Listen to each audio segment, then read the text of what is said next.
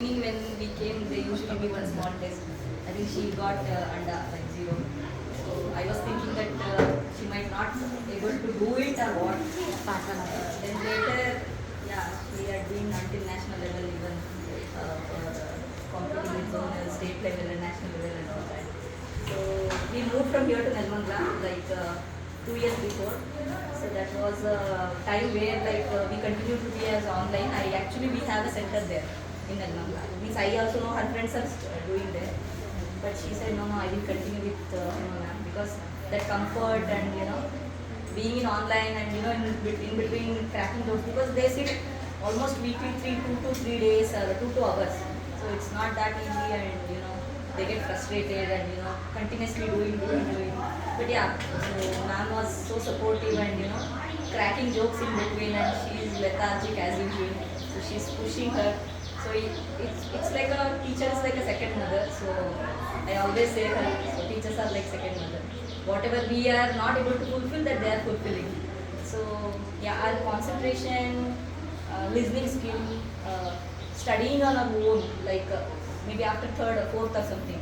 I have never. I mean, we both parents, working parents, so we don't involve in her studies, never.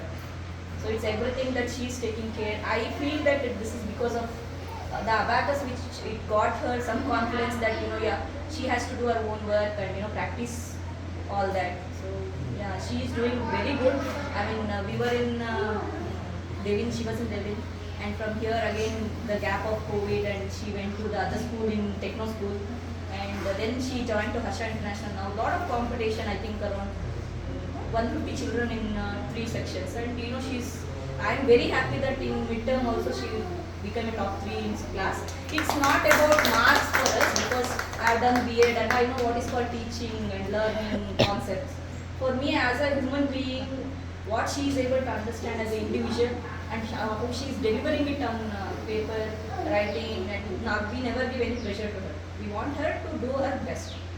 So I hope all the parents, we have to follow it. I was thinking that whatever the best the child can do, it's not only in studies, maybe in any other co-curricular or extracurricular activity. As a parent, that we have to push. If she is good at only singing, she may not be able to study at all. So I will make sure that okay, she's good at singing, let her go with only singing. This is only a basic education, and I could say functional literacy that we need as a child. So thank you so much.